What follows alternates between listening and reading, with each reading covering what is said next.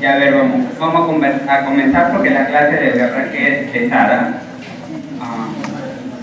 Y incluso habría que hablar de más, pero esperemos que con las 70, 80 diapositivas de hoy día podamos completar la mayoría de cosas.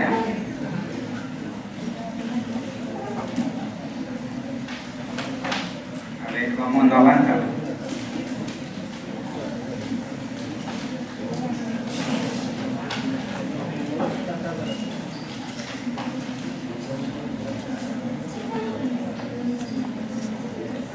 No llega el acceso. Vamos mejor desde arriba.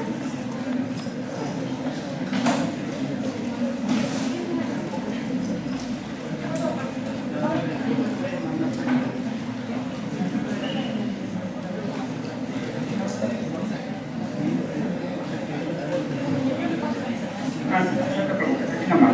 No te preocupes.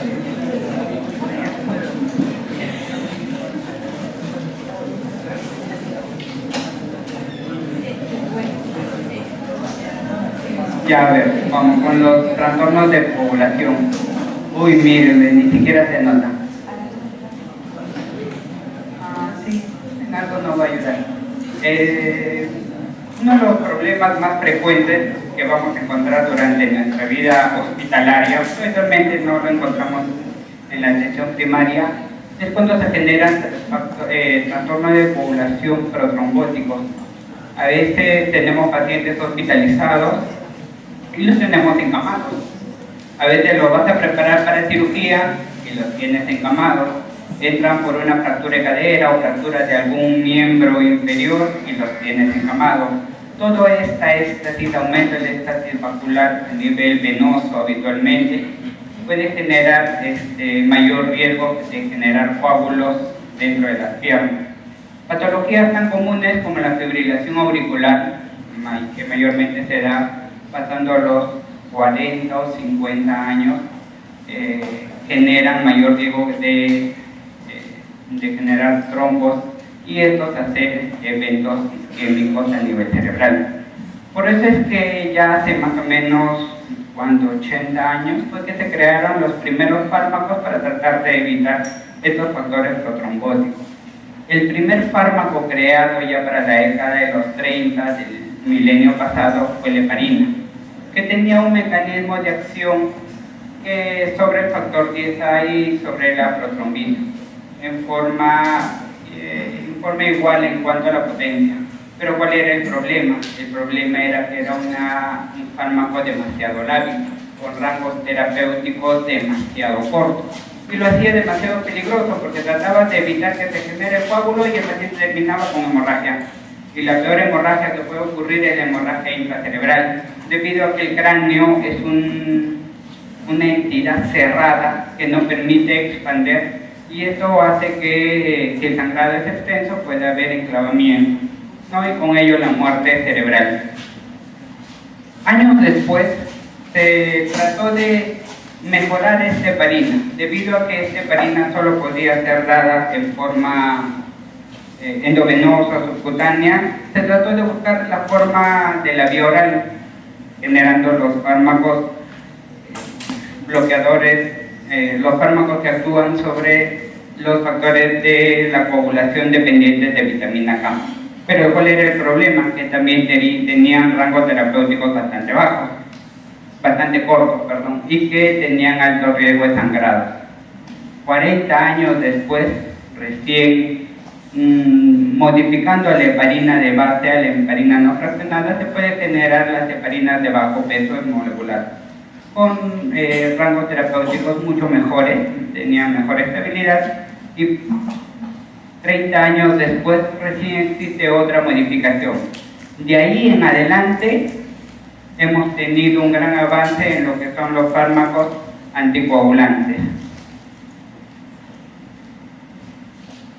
De acuerdo al mecanismo de acción, vamos a ver cómo actúan estos fármacos. Aquellos que actúan en forma indirecta sobre la trombina, los que actúan en forma directa también sobre la trombina, los que actúan inhibiendo los factores de coagulación dependientes de vitamina K, y aquellos que son factores que actúan directamente sobre el factor 10 activado. El primer grupo, los inhibidores indirectos de la trombina, tenemos la más antigua, que es la heparina no fraccionada, su modificación, la heparina de bajo peso molecular, y fondaparinus, que es una presentación también endovenosa. La heparina no fraccionada es un mucopolisacárido heterogéneo y tiene una acción indirecta sobre la trombina. ¿Qué es lo que hace la heparina? Activa a la antitrombina, y esta antitrombina va a tener efecto sobre el factor 10A y el factor sobre la trombina, los cuales van a evitar que se continúe con la cascada de la coagulación. ¿Cómo se da la heparina no fraccionada? Independientemente del peso, se da una dosis de inicio, una dosis en bolo, una dosis de infusión rápida. Y de acuerdo al peso, si es mayor o menor de 80 kilogramos, podemos regular la dosis. Pero la heparina, ¿cuál es el problema? Que tiene una degradación bastante rápida. Por eso es que se da en infusión continua. Durante al menos 48 horas, dice, ¿por qué? Porque tú no puedes tenerlo al paciente todo el tiempo en infusión, no puedes tenerlo con una vía endovenosa. 48 horas más o menos es el tiempo que te da para que utilices otro fármaco, que habitualmente es un fármaco vía oral que tenga la misma acción. Cuando inicias la dosis, vas a darlo con infusión continua, monitorizado con máquina. Vas a regularlo y vas a encontrar el nivel en el que tú dices, a este nivel va a ser la dosis óptima, en la que no tenga demasiado riesgo para que sangre y en el que tampoco me quede tan pequeño como para que no lo proteja. Lo seguimos a través del tiempo parcial de tromboplastina activada, y este más o menos debe estar entre el rango de 50 o 70, y algunos libros dicen 60 o 80, que es el rango terapéutico en el que hay el equilibrio sangrado y efecto terapéutico, ¿no? Pero ¿cuál es el problema? Como la heparina es demasiado lábil, incluso en el mismo paciente, tiene que ser monitorizado cada 4, cada 6 horas. Tú puedes tenerlo a las 8 de la mañana en rango terapéutico, puede estar en 60 o 70, pero 3 o 4 horas después resulta que se ha elevado demasiado y aumentando el riesgo de sangrado, ¿no? Entonces, ese es el problema. ¿Cuáles son sus limitaciones? ¿Por qué tan lábil la heparina en su accionar, ¿no? Vamos a tener que la unión de la heparina, el endotelio y las proteínas plasmáticas es no específica, y estas van a reducir la cantidad de heparina que tengas disponible en sangre. Por ende, en un momento puede estar en rango terapéutico y en otro puede estar en rango subterapéutico, o al contrario, ¿no? En rangos tóxicos. La inhibición de la trombina es indirecta. ¿Qué es lo que pasa? Que al ser indirecta va a depender bastante de la cantidad de antitrombina que tengas en sangre. Si no hay antitrombina en sangre, no puedes eliminar el factor 10A y la trombina. Tiene una respuesta anticoagulante impredecible, por eso la monitorización. El factor plaquetario 4 liberado por las plaquetas durante el proceso de coagulación tiene una elevada afinidad por la heparina y puede afectar negativamente su biodisponibilidad. Entonces también tenemos otro factor más, aparte de la unión al endotelio y la unión a las proteínas plasmáticas, ¿no? Que hace que su disponibilidad sea bastante lábil. El complejo resultante de heparina antitrombina es incapaz de inhibir la trombina que se adhiere al trombo y inactivar el factor 10A en la superficie de la plaqueta. ¿Qué es lo que pasa? Que a este nivel, a nivel sanguíneo, sí se puede inhibir el factor 10A y la trombina, pero los que están unidos a las plaquetas y los que siguen estimulando la coagulación, estas no van a poder ser eliminadas por la heparina. Y también vamos a tener una interacción heparina-factor 4, los cuales bajo un mecanismo inmunogénico pueden generar trombocitopenia.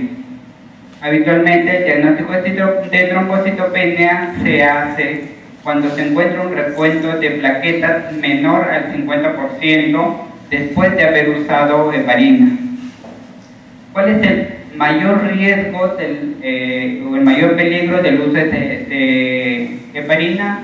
va a ser la hemorragia, ¿no? Pero hay factores que van a precipitar la posibilidad de hacer hemorragias, como la endocarditis bacteriana, pacientes que ya de base tengan enfermedades hematológicas, tipo hemofilia, o pacientes que tengan problemas en el metabolismo de factores de coagulación dependientes de vitamina K, cuando hay cirrosis hepática, por ejemplo, una enfermedad hepática ya severa, que tengas predisposición o lesiones a nivel del tubo gastrointestinal o tracto urinario. Entonces, tienes una úlcera, iniciaste anticoagulación, obviamente que esta úlcera tiene mayor riesgo de sangrado, y obviamente que ya lo habíamos conversado, el mayor riesgo es la hemorragia intracerebral, ¿no? Para mejorar todo este problema que hemos tenido con la heparina, y que hasta ahora seguimos teniéndolo, porque se sigue usando heparina, se crearon las heparinas de bajo peso molecular, derivadas de la heparina de base, de la heparina más antigua, se obtuvieron por degradación enzimática o degradación química. Tiene el mismo mecanismo de acción, ya que viene de la heparina, ¿no? Que es ejercer su efecto sobre la antitrombina y el factor 10X activado, pero con mayor efecto sobre el factor 10X activado. Dentro de su farmacocinética tiene menor unión a proteínas, por ende es un fármaco más estable, es un fármaco que ya no va a hacer picos o va a cambiar tan rápidamente, y lo que nos puede dar un efecto anticoagulante predecible. En realidad hasta ahorita no tenemos, por lo menos acá, cómo medir si está entrando un paciente sobre anticoagulación con las heparinas de bajo peso molecular, porque no tenemos cómo dosar si está activado. Pero sin embargo, por estas cualidades es que muchas veces no las necesitamos y podemos aplicarlo en forma segura. ¿Qué más en su farmacocinética? Vida media más larga, lo cual nos va a permitir dar aplicaciones subcutáneas habitualmente 2 veces por día, mañana y noche cada 12 horas, ¿no? La gráfica, heparinas no fraccionadas, factor 10A, y sobre la trombina, y la heparina de bajo peso molecular también, para aplicar un poco los conocimientos. ¿Qué heparinas tenemos acá? Habitualmente la heparina más conocida es la enoxaparina. Ya vienen ampollas precargadas. La dosis a la que vamos a dar es fácil de recordar, 1 miligramo por kilo de peso, con algunas consideraciones, ¿no? Si eres obeso, pues tienes demasiado peso en función a grasas, que hay que corregirlo. Y de todas maneras tienen depuración renal estos fármacos. Deltaparina también es un fármaco que tenemos bastante caro. El resto existen, pero no las tenemos de uso continuo, ¿no? ¿Qué ventajas vamos a tener al utilizar heparinas de bajo peso molecular con respecto a la heparina no fraccionada? 1. La aplicación va a ser subcutánea, no necesitas infusión endovenosa, entonces te permite aplicar el fármaco sin necesidad de estar en un hospital. En la administración subcutánea va a tener una gran biodisponibilidad, va a tener un mayor efecto, lo que nos va a permitir solo aplicarlo entre 1 o 2 veces al día, depende. Si es una para profilaxis y es 2 veces al día para anticoagulación plena. Su respuesta anticoagulante activa contra el factor 10A se correlaciona fuertemente con el peso, ¿no? Cuando aplicábamos heparina de bajo peso molecular, se da una dosis por peso de inicio, es cierto, pero la dosis que sigue en infusión continua no se regula por peso, se regula según lo que te sale el TPA. Entonces, pero acá sí tú dices, peso 70 kilogramos, entonces me corresponde aproximadamente 70 unidades de heparina de bajo peso molecular, ¿no? Requiere ajuste solo en personas muy obesas o pacientes con enfermedad renal grave. Habitualmente los puntos de corte que se utilizan en farmacología para evaluar un riesgo son con las depuraciones de creatinina menor de 30. No requiere controles analíticos, entonces ya no voy a gastar dinero en estar monitorizando con DTPA. tiene una menor probabilidad de trombocitopenia, menor riesgo de masa ósea. Una característica de la heparina no fraccionada es que va a inhibir al osteoclasto, y el uso crónico de heparina puede generar mayor riesgo de osteoporosis. Pero las heparinas de bajo peso molecular tienen menor riesgo de tener este efecto secundario. Y la administración segura en el ámbito ambulatorio, porque es importante, porque habitualmente el paciente tú no lo puedes estar poniendo o en infusión o no puedes estar hincando. Habitualmente lo que busca es darle a la comunidad y pasarlo a una vía oral. El gol estándar hasta ahora ha sido la warfarina y sigue siendo, pero ¿cuál es nuestro problema? En los primeros días de warfarina tiene un efecto protrombótico. Es un anticoagulante que al principio tiene factores protrombóticos. Por eso es que la anticoagulación se debe iniciar o con warfarina o con una heparina de bajo peso molecular los primeros días. Después ya puedes pasarlo o dejarlo con warfarina hasta encontrar la dosis ideal, ¿no? Entonces, ¿qué nos permite detectar un paciente con trombosis venosa profunda? Le doy inyecciones de heparina de bajo peso molecular subcutáneo y a la vez ya le comienza a dar la warfarina. Lo cubro contra este efecto peligroso de la warfarina, pero el paciente está en casa, está sin problemas. Fondaparinux de infusión endovenosa es un pentasacárido que se une fuertemente a la antitrombina y mejora la inactivación sobre el factor 10A.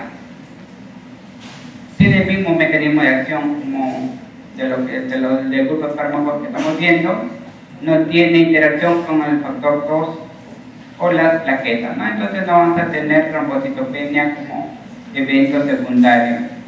Parte de su farmacocinética, habíamos hablado, hay un gran efecto sobre el factor 10A.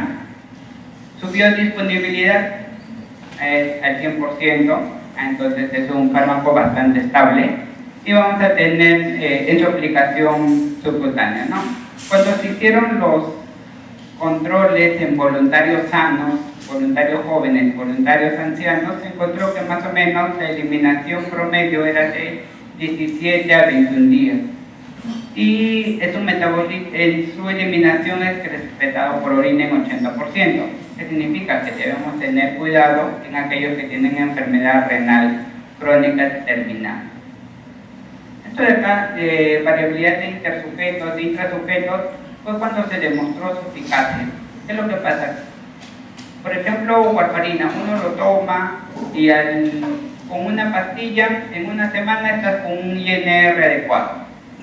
La semana que sigue, tu INR bajó, pero tú estás tomando una tableta todos los días, así como te he enviado.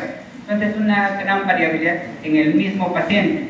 Y cuando se hizo el estudio comparando varios pacientes con una misma dosis, también se encontró la variabilidad, ¿no? Entonces, más o menos trata de explicarnos esto, la variabilidad del fármaco en cada persona y cuando lo comparas con otras personas. Pero esto fue solo cuando se hicieron los estudios para demostrar el efecto de fondaparinux.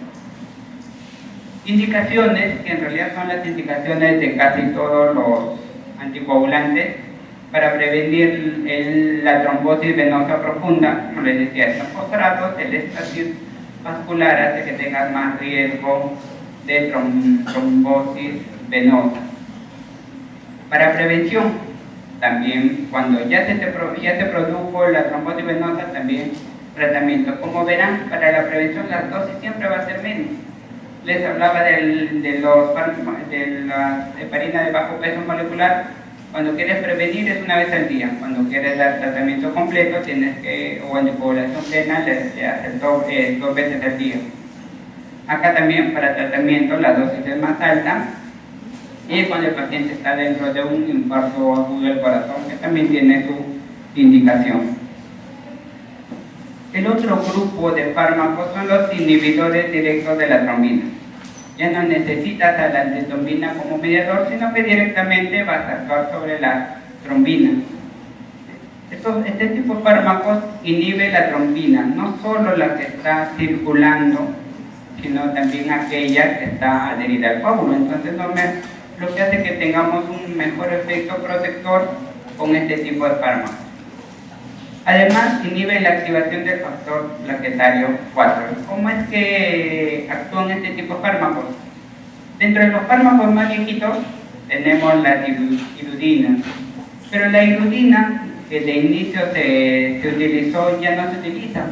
¿Por qué? Porque cuando comenzaron a utilizar, como el mecanismo era irreversible, una interacción irreversible con la trombina, generaba demasiado riesgo de sangrado, entonces dejó de ser utilizada.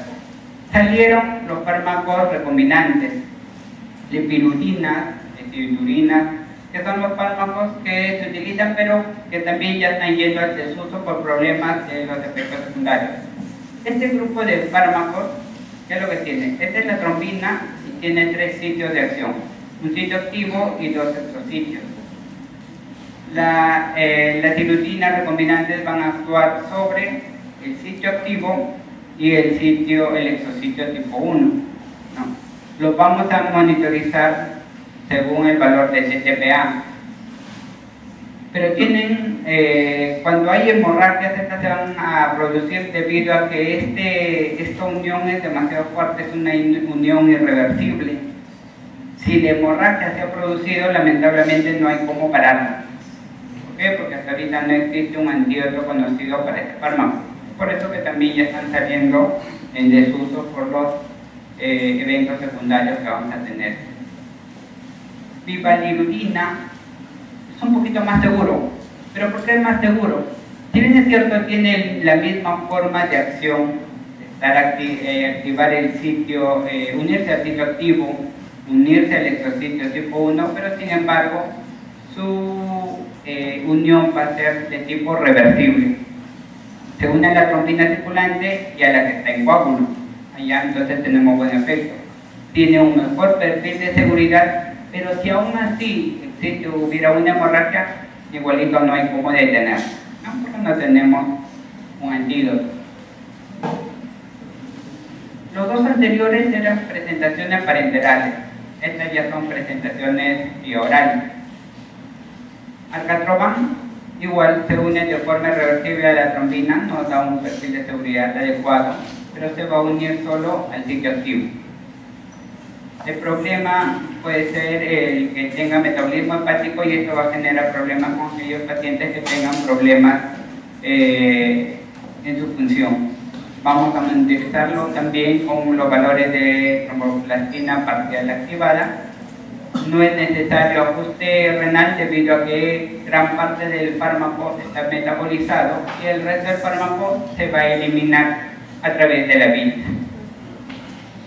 Dentro de los nuevos fármacos que tienen más o menos 5 a 6 años, la Vigatran, una vez, mientras estaba yendo a un congreso, pregunté, ¿no? De casualidad le pregunto al visitador, ¿cuánto cuesta una pastilla?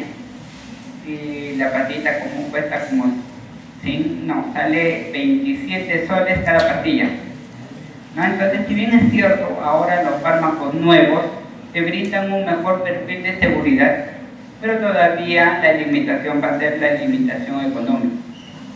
De acá para unos años, cuando ya ustedes utilicen, probablemente ya el costo sea muchísimo menor, sean fármacos que tengamos que elegir por la facilidad de su uso, ¿no?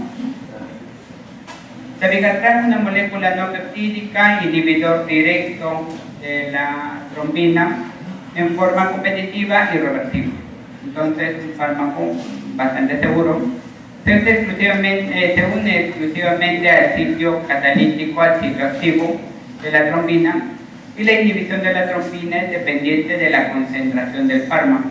Y esta se produce de la concentración de trombina, y esta se produce tanto en la trombina unida al coágulo o aquella que está circulando en el plasma. Parte de su farmacocinética actúa directamente sobre el factor 2A, es la trombina. ¿Se metaboliza en el hígado? Sí. Este es un profármaco y necesita ser metabolizado para poder ejercer su efecto.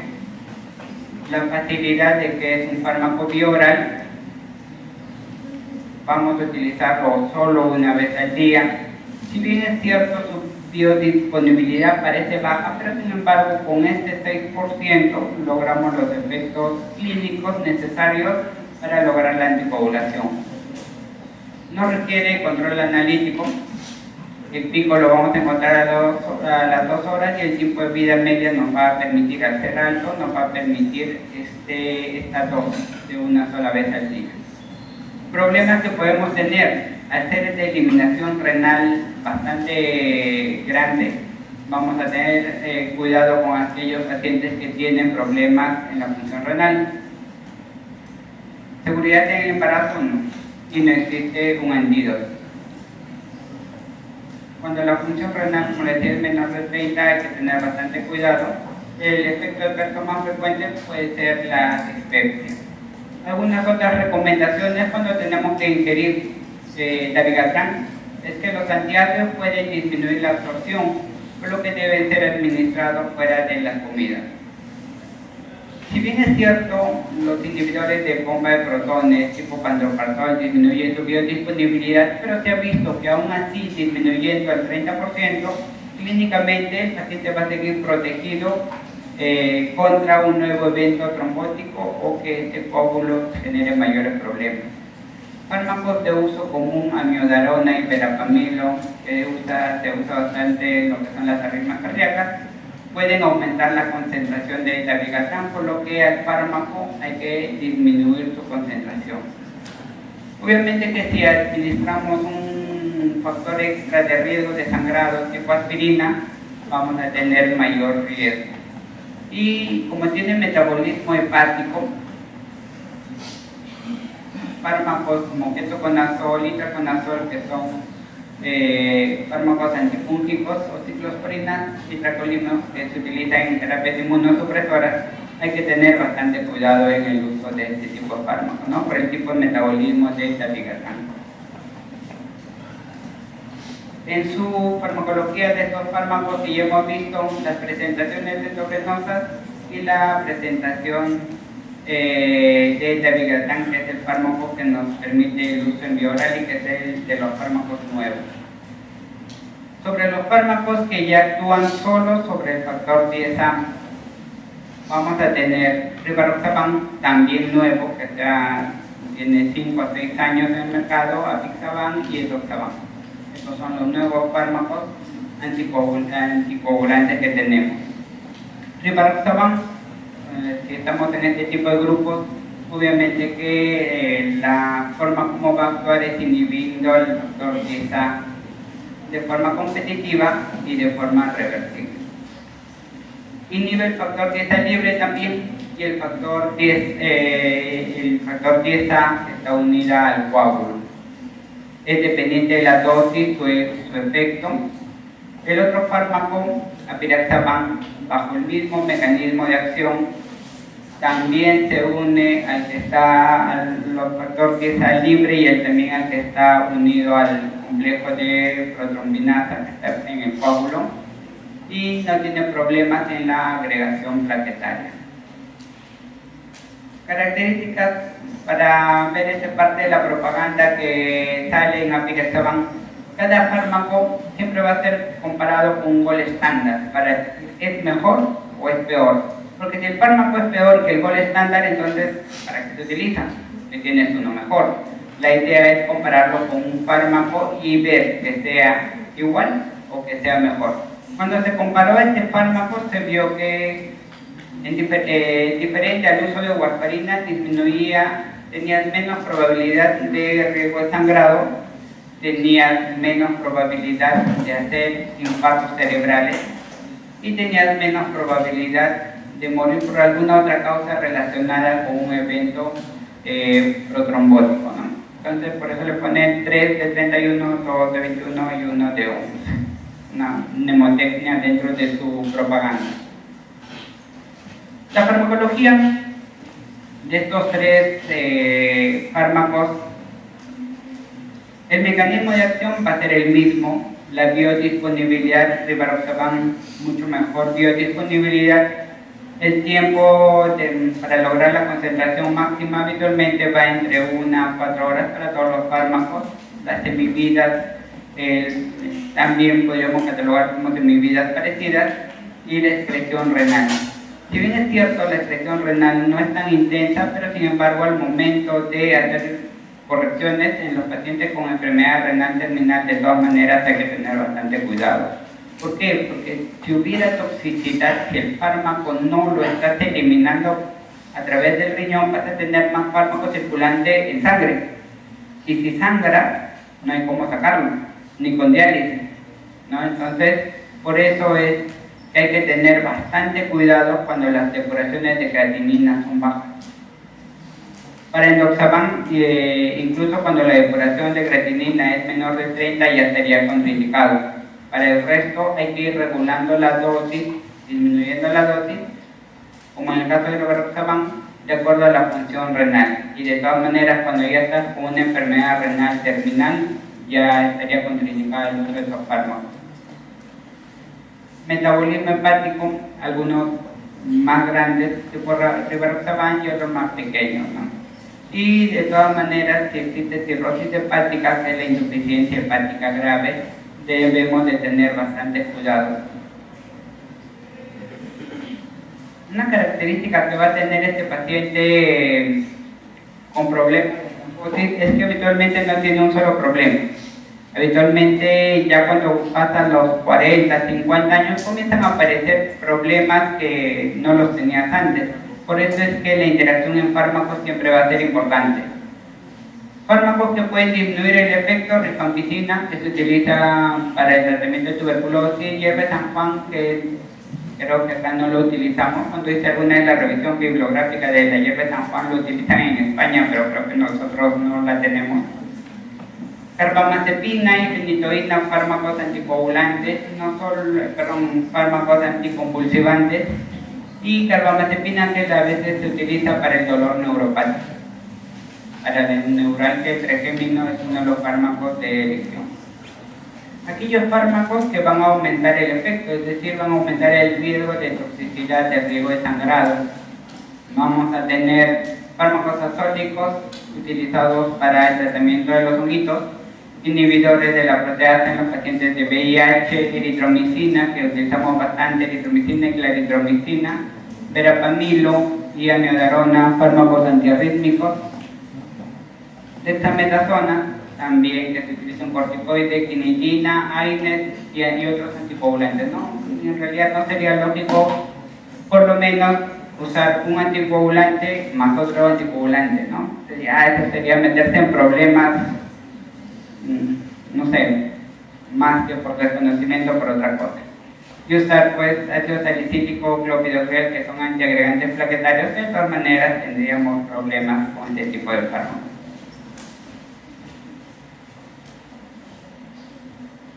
¿Cómo se monitorizan estos tres? A través del TTPA. ¿Tenemos antídoto? No hay antídoto, así que hay que tener cuidado con las hemorragias en este tipo de fármacos.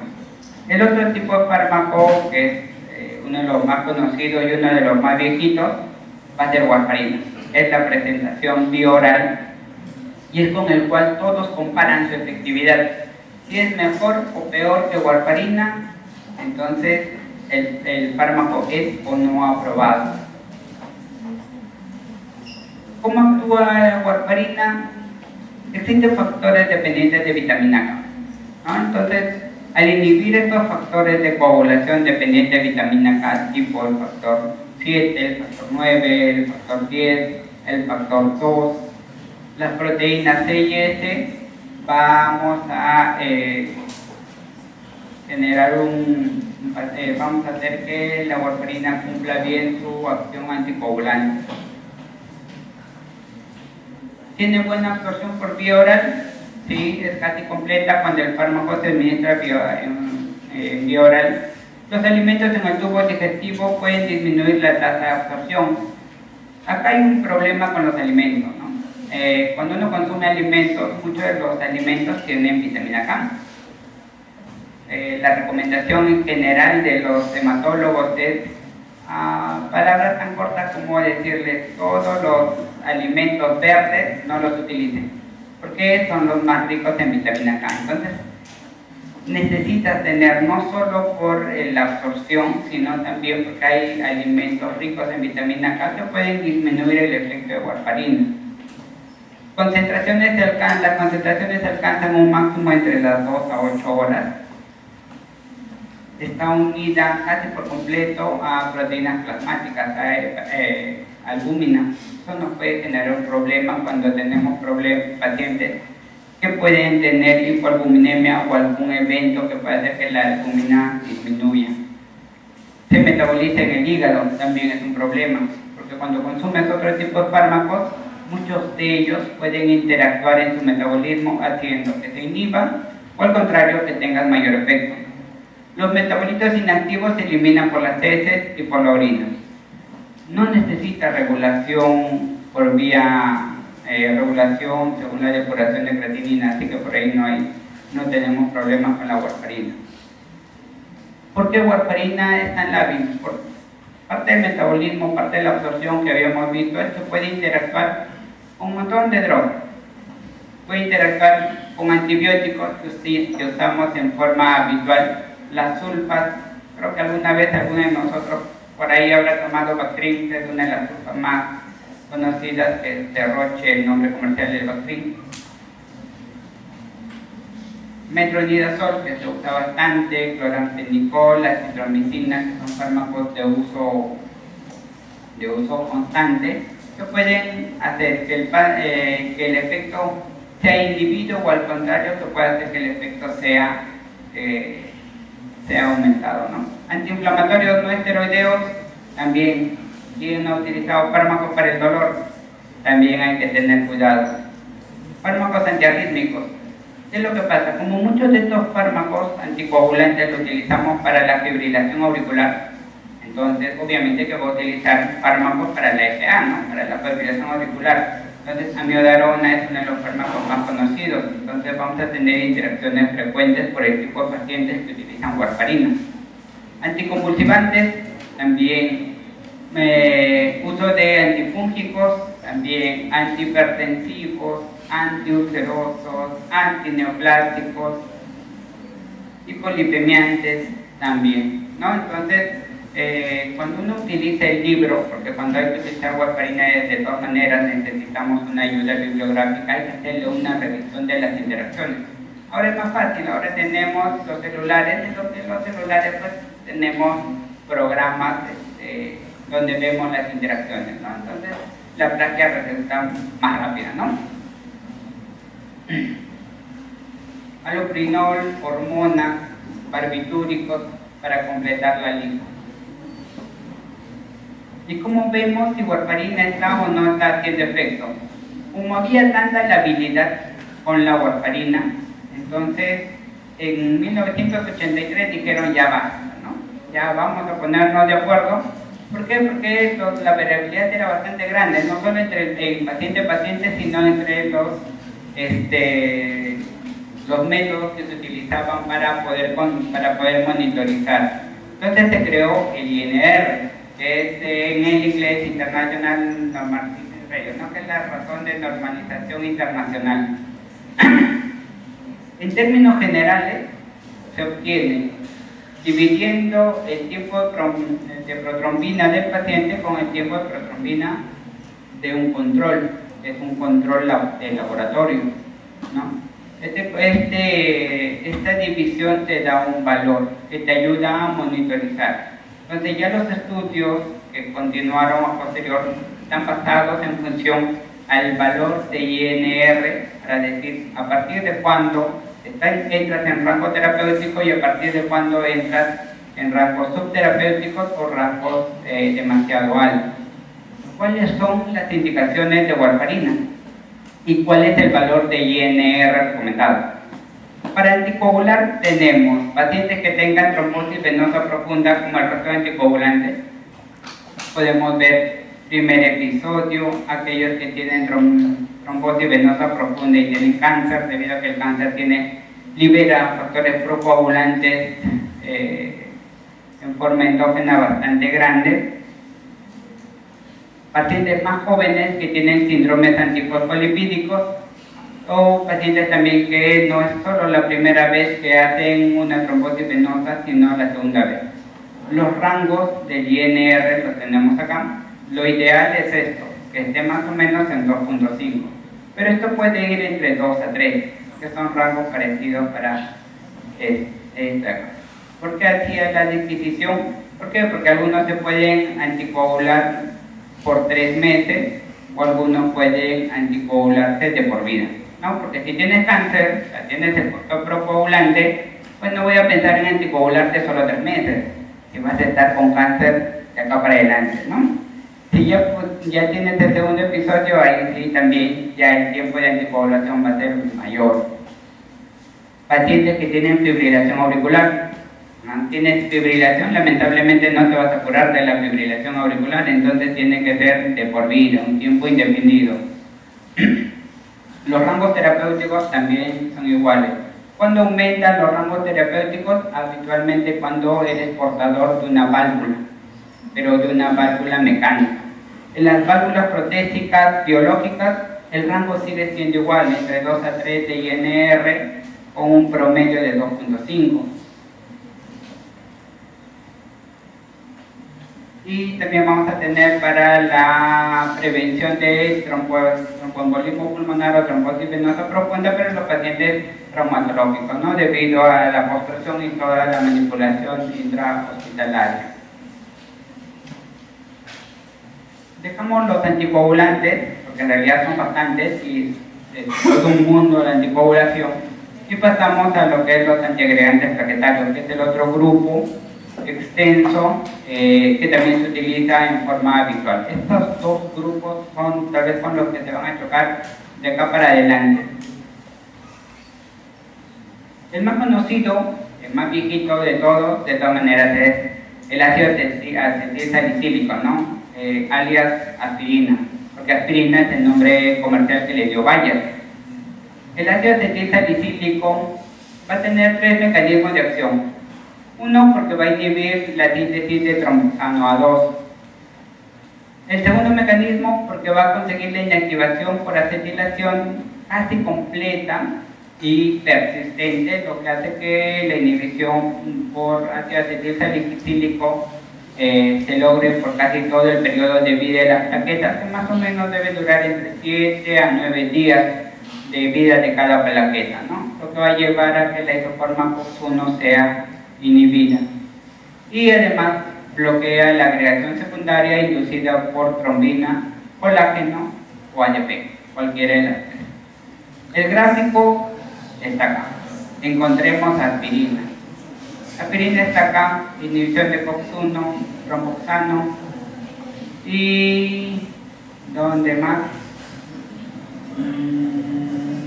Busquemos, ¿dónde más está la aspirina? Sobre ADP, ¿no? A ver, acá estamos. ¿Qué otra cosa más? A pesar de inicialmente ser recomendado una dosis de aspirina de 160 miligramos para bloquear COX-1 plaquetaria, por ejemplo, ¿de qué nos sirve esta información? Yo tengo un infarto al corazón, estoy dentro del infarto, ¿no? Me acabo de tener dolor precordial, irradiación al brazo, irradiación al cuello, sensación de angustia. Entonces yo lo que necesito es una dosis de ataque, una dosis de polo, que habitualmente se puede lograr por encima de esta dosis, por encima de los 160 miligramos de aspirina, para que este bloqueo se logre en 2 horas. En 2 horas vas a bloquear casi el 80% de todas las plaquetas, ¿no? Cantidades menores son capaces de inhibir casi la totalidad de la síntesis tromboxano, por ello la dosis de mantenimiento puede reducirse a 81 a 100 miligramos.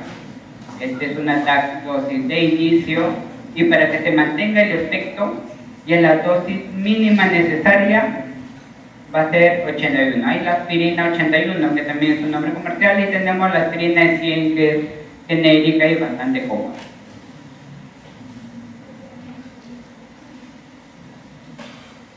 Otro fármaco que comparte casi el mismo mecanismo de acción es el tribusal. Es más potente en la inhibición de ciclooxigenasa y en la reducción de tromboxano. Este es uno de los mecanismos de acción. El otro mecanismo de acción es inhibir la fosfodiesterasa de la AMP y del GMP cíclico, ¿no? Lo que va a hacer que la cantidad de calcio se movilice menos. Trifusal lo tenemos acá y trifusal lo tenemos acá. FOX1, tromboxano A2 y acá está fosfodiesterasa, ¿no? En toda la cadena que se produce dentro de la plaqueta. Inhibidores de tromboxano. Los mecanismos mediante los cuales los bloqueadores del receptor de tromboxano inhiben la activación y la agregación plaquetaria implican la señalización del calcio.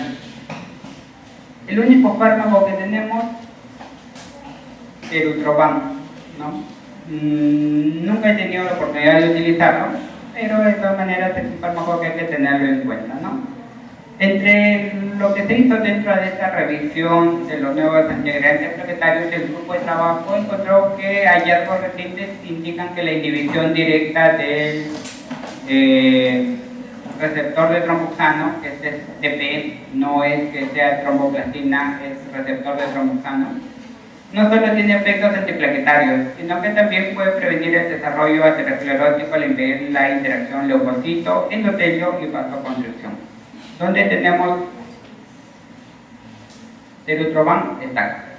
TP, como les decía, es el receptor de tromboxano. Hay que tener cuidado, no confundir un poquito las siglas. Los antagonistas de los receptores ADP dentro de la célula plaquetaria. Clopidogrel es uno de los fármacos más usados, más conocidos, y ciclopidina. Ambos van a actuar sobre este tipo de receptor. El ADP tiene tres isoformas de receptores, el 2PY1, 2PY12 y 2P2X, ¿no? ¿Dónde actúan? Actúan sobre el receptor P2Y12.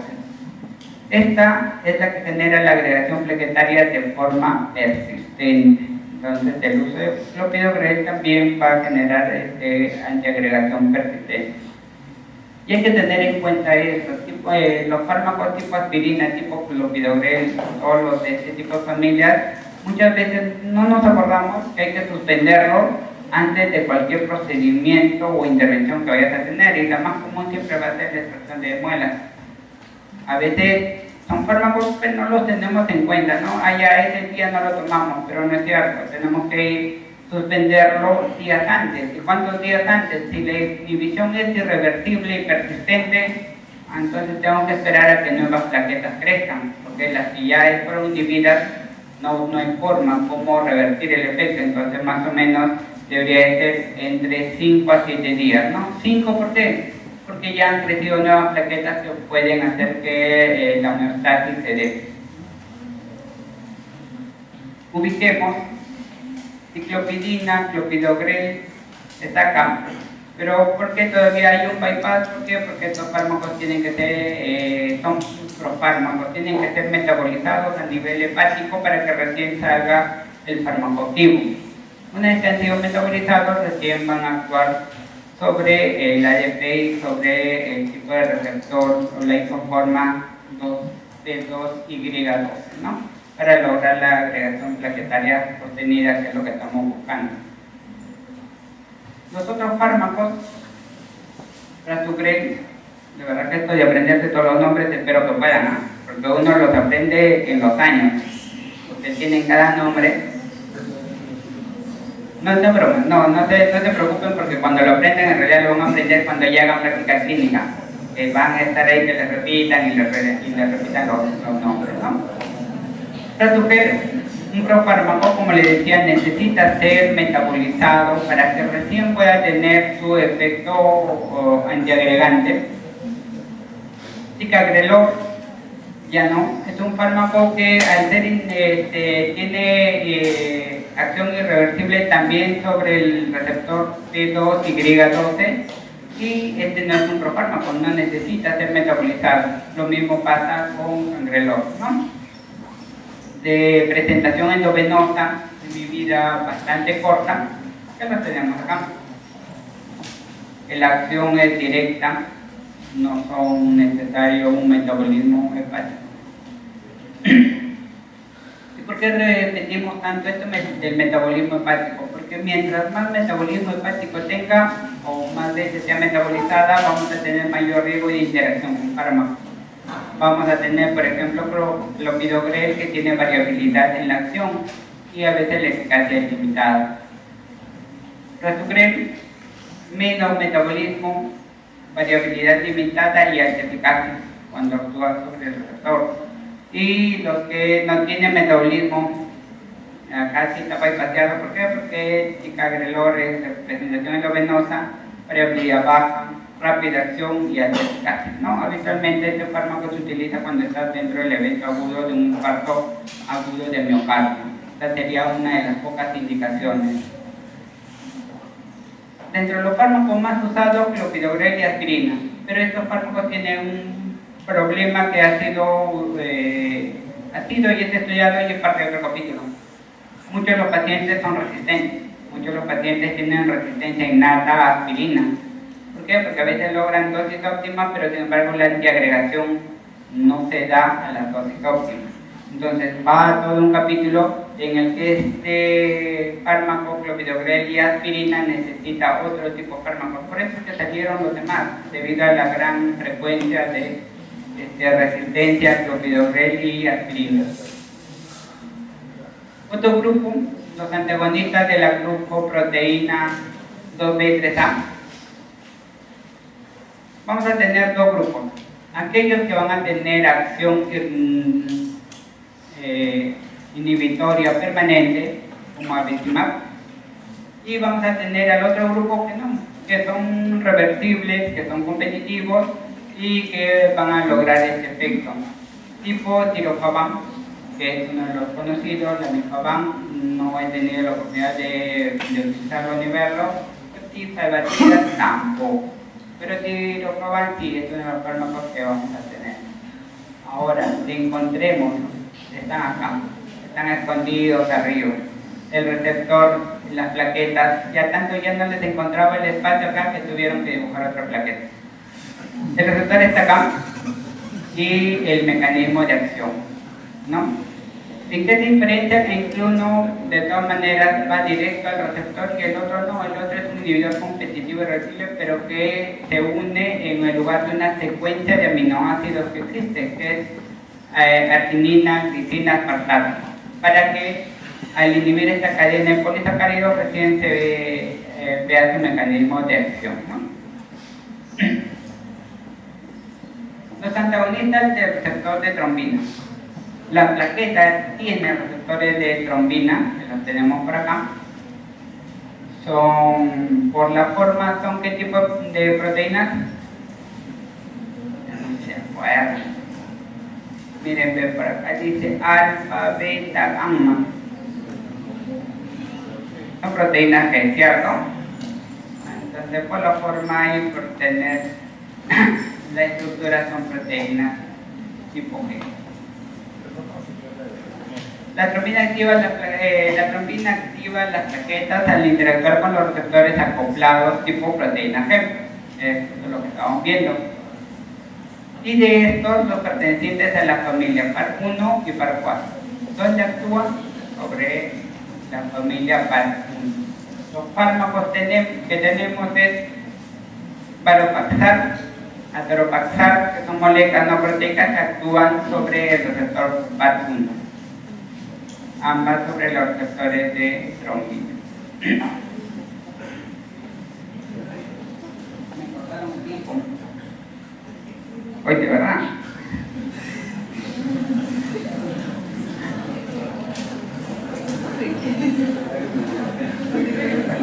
Ya las tienen así monitorizadas. A ver. Es cierto, es 9 y 1. No, máximo ustedes. La última diapositiva no.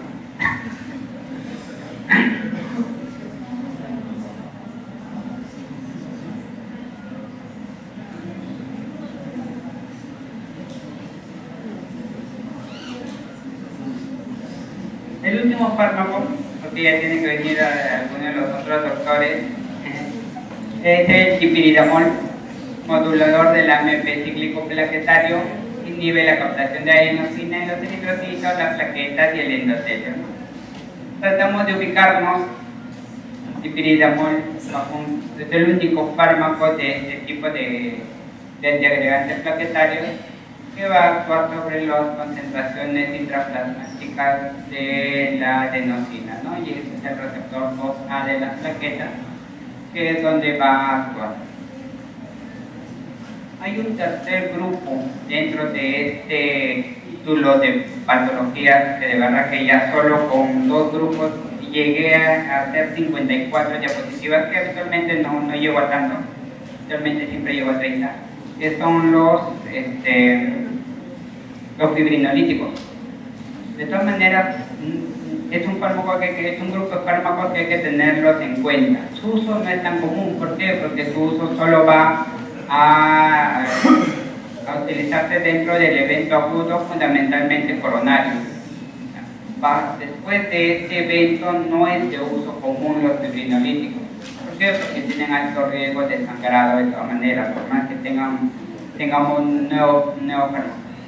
Lo otro es que ya fue visto en los módulos. Cuando hemos hecho síndrome coronario agudo, de todas maneras hemos tenido que ver fibrinolíticos, ¿no?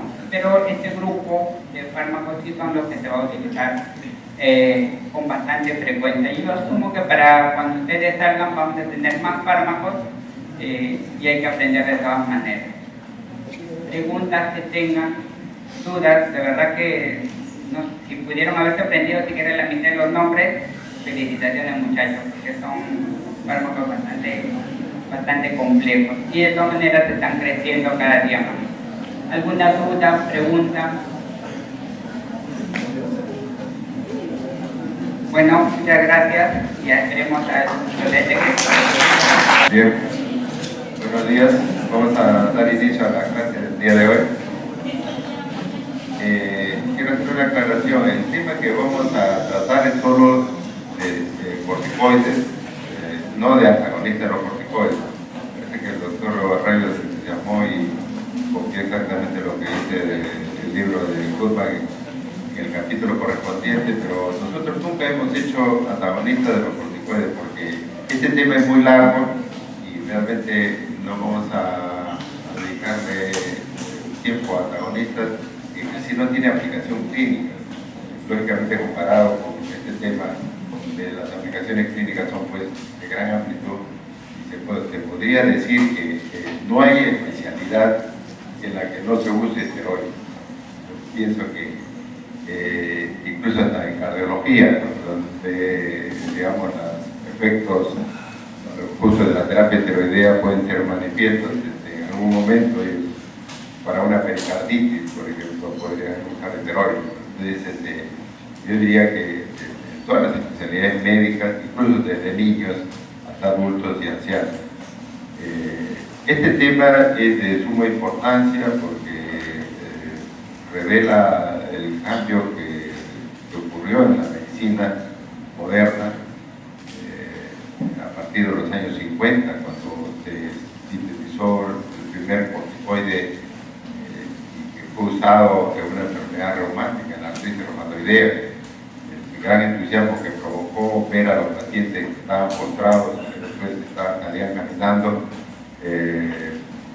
permitió en rápido tiempo el otorgamiento del premio Nobel a este grupo de investigadores norteamericanos que hallaron los corticosteroides en el tratamiento de esta enfermedad. Pero no pasó mucho tiempo para que este ánimo tan exacerbado viniera un poco abajo, porque los efectos secundarios que ocurrían en esa época en que se conocía poco, digamos, la fisiología, los corticoides en general, incluso la fisiopatología de la enfermedad, se conocía muy poco. En realidad teníamos una expresión clínica muy limitada de la evolución de la enfermedad y cómo manejar, y en esa época no se habían desarrollado DMARD, claro, ¿no? Esto le marca pues una idea de la importancia que tiene este grupo de drogas que hoy en día usamos en medicina. Normalmente, como ustedes saben, nosotros producimos en forma endógena los esteroides.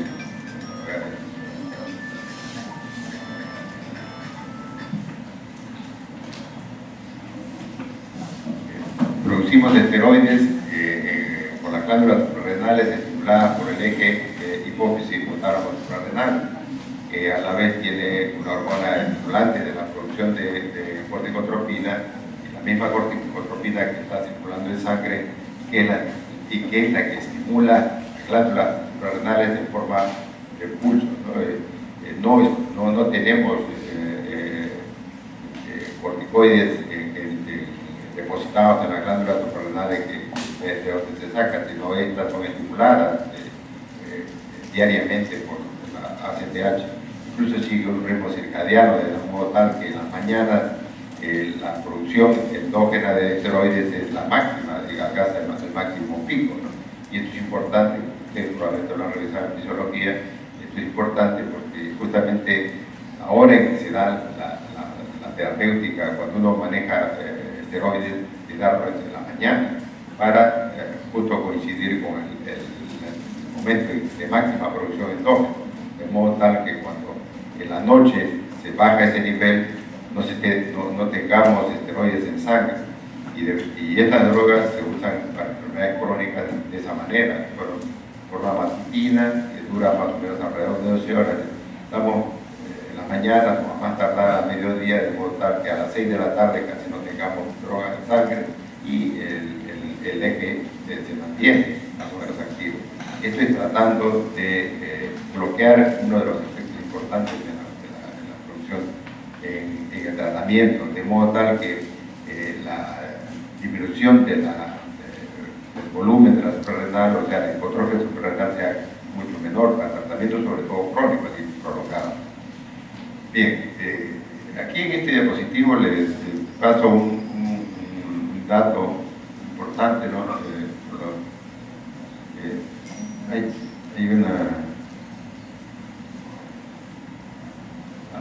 Hay una condición. En este diapositivo podemos ver que en ausencia de hormonas corticoideas corticales hay depresión del glucógeno hepático, disminución de la glucemia, del nitrógeno proteico, del volumen plasmático, de la contractibilidad cardíaca, de la presión arterial, del sodio y plasma. Hay una disminución de estos elementos sin los cuales el organismo no puede vivir normalmente.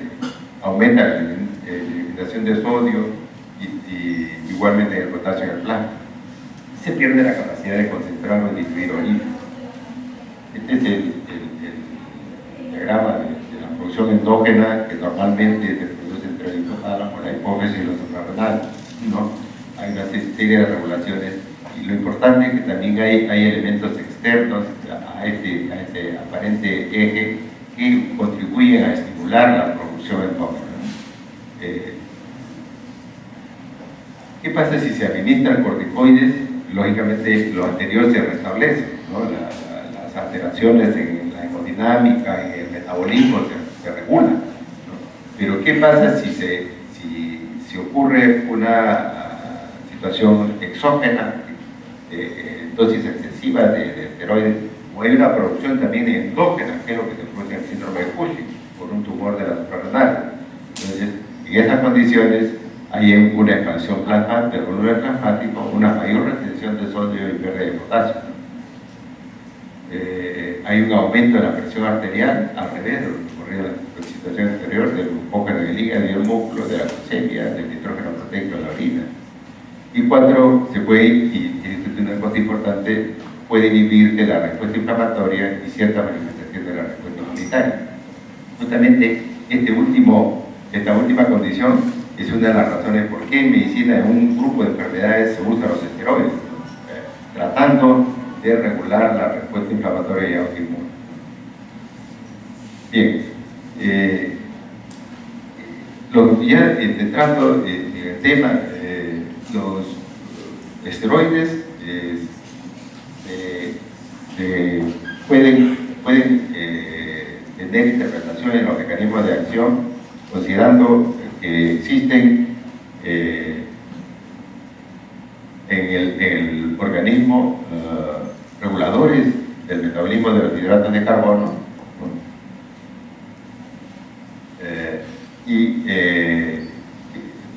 Que actúan sobre los reguladores, y estos son los receptores glucocorticoideos, y hay unos receptores mineralocorticoideos también. Normalmente la producción de glucocorticoides, el ejemplo típico es el cortisol, y en los mineralocorticoides es la aldosterona.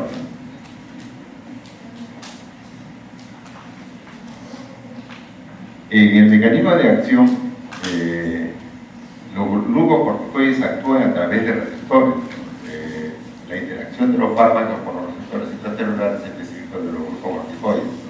Estos pertenecen a una superfamilia de receptores, donde también puede actuar la proteína anexina 1, pero también hay una serie de otros efectos que no se están obteniendo en los receptores, y estos son en ciertos procesos biológicos no genómicos, o sea, en ellos no se actúa a través de los genes, y se desarrollan rápidamente. En el mecanismo de acción, lógicamente, vamos a ver una serie de condiciones. Después vamos a ver la estructura química, la clasificación, las indicaciones de los efectos adversos. En el mecanismo de acción, como les decía, hay un receptor glucocorticoide que está expresado en la mayoría de las células del organismo, incluido el cerebro. En cambio, el receptor mineralocorticoide está casi restringido a células epiteliales, del riñón, colon, glándulas salivales y algunas células. Es por eso que casi la mayor el mecanismo de acción de los diversos procesos patológicos o autoinmunes o inflamatorios tienen como gestor al receptor del glucocorticoide. ¿Cómo actúan estos fármacos?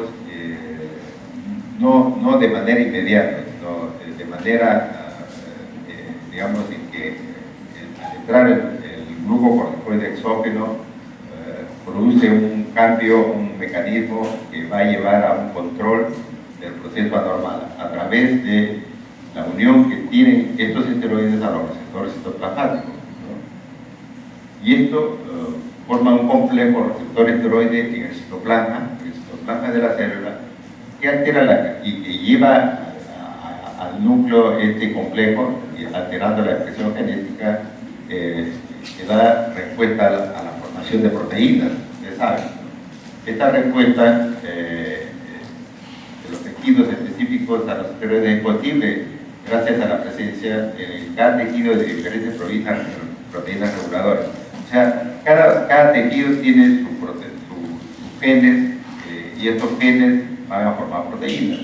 ¿Cómo se altera en cada uno de estos tejidos cuando damos esteroides? Bloqueando esta formación, justamente. Y esto es lo que ocurre, por ejemplo, de manera particular en células que tienen gran actividad biológica, ¿no? Por ejemplo, las células de la neoplasia, como los linfomas o de la leucemia, por ejemplo. ¿Cómo es el mecanismo de acción de esta droga? Bloqueando la gran producción que existe de estas células. En este mecanismo de interactuación con las proteínas receptoras se regula pues, la expresión de genes, y esto repercute en los elementos celulares primero, en los linfocitos, por ejemplo, en los monocitos, en macrófagos, en los neutrófilos, eosinófilos o células mastocíticas.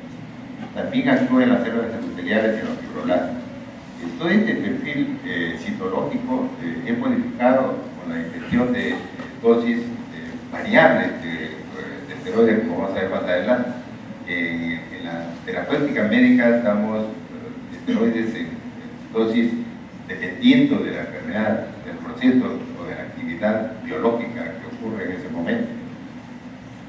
Asimismo, no es deletable considerar siempre que estos esteroides van a afectar tejidos, van a actuar sobre ciertos tejidos, especialmente en el hueso y el cartílago, en el músculo, en el celular subcutáneo, en las mismas células pancreáticas, en el sistema nervioso central o en el sistema endocrino, neuroendocrino.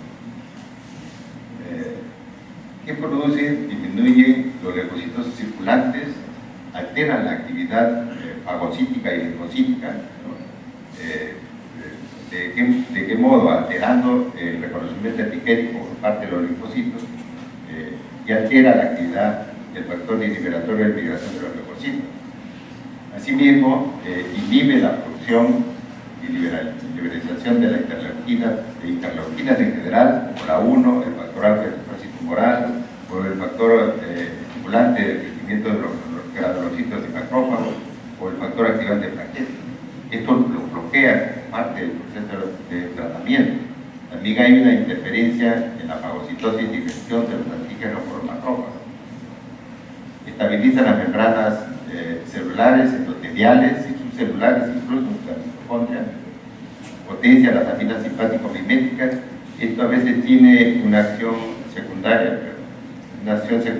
potenciar las aminas simpático-miméticas tiene una acción lipolítica, ¿no? Y inhibe importantemente la fosfolipasa 2. Como ustedes recuerdan, cuando vimos la clase antiinflamatoria no esteroideo, el primer paso de liberalización del ácido araquidónico para que se formen los prostanoides es la fosfolipasa, la degradación de la fosfolipasa. Esta acción la bloquea el esteroide, ¿no? Por eso inhibe la fosfolipasa como primer paso de la... Reduce las respuestas de reacción de hipersensibilidad retardada, y es por eso que ocurre también algunos problemas cuando uno da esteroides y no controla algunas enfermedades que pueden estar latentes, como la tuberculosis. Suprime también inmunoglobulinas y de tipo EA o M. En conclusión, pues, los esteroides son antiinflamatorios, inmunomoduladores, antialérgicos y antiedematorios. Antiinflamatorios por diversos mecanismos, ¿no? Sobre todo bloqueando la fosfolipasa. Inmunomoduladores porque bloquea la actividad celular y los intermediarios inflamatorios que estimulan la actividad celular, como las interleuquinas, por ejemplo. Y antialérgica por acción inmediata, actúa bloqueando la vasodilatación, la presión de salida de los elementos líquidos y proteicos fuera del espacio vascular, ¿no? Y por lo tanto es antialérgica, ¿no? Los procesos alérgicos tienen una acción muy inmediata y como consecuencia eso también es antiedematosa. Ya entrando en el tema de los fármacos en sí, como ustedes saben, el cortisol es una expresión final de la transformación que se inicia con el colesterol, ¿no? Por una serie de pasos se llega al compuesto cortisona y tiene importantemente, y esto es una de las cosas que ustedes deben grabar porque esto es una aplicación de los efectos farmacológicos, como vamos a ver en un momento. Hay una serie de estructuras de dobles enlaces, ¿no? Y radicales en el carbono 3, por ejemplo en el carbono 11 o el carbono 17 o 16, que al ser modificados van a producir fármacos ya no solo semisintéticos, sino sintéticos como la prednisona, la prednisolona, o la metilprednisolona, o la triamcinolona, o la dexametasona. Aquí en este cuadro hemos colocado, diríamos, los fármacos emblemáticos, los fármacos que se usan de manera sistémica en primer lugar, y también en algunos casos asociada a acciones locales. La hidrocortisona fue uno de los primeros fármacos elaborados para uso parenteral, sobre todo. La forma de succinato de hidrocortisona se usó durante mucho tiempo como un fármaco esteroideo de acción inmediata, de uso endovenoso, que tenía efectos muy rápidos y de mucha efectividad.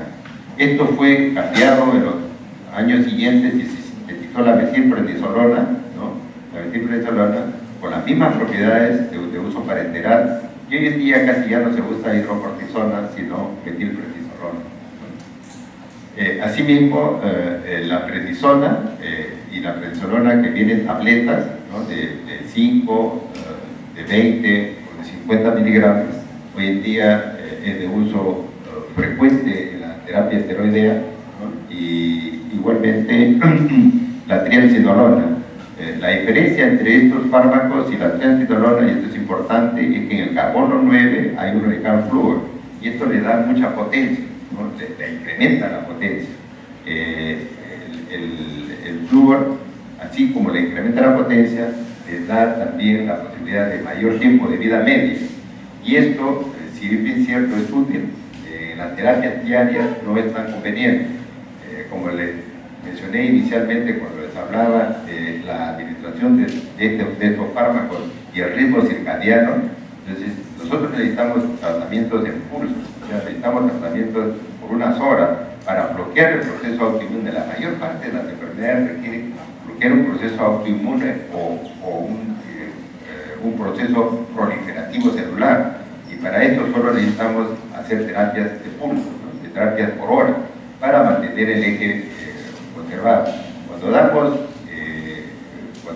fármacos como los fluorados, de manera especial la dexametasona y la betametasona, estos fármacos tienen tiempo de vida media largo, 24 horas, a diferencia de la prednisona y la prednisolona, que tienen vida corta, ¿no?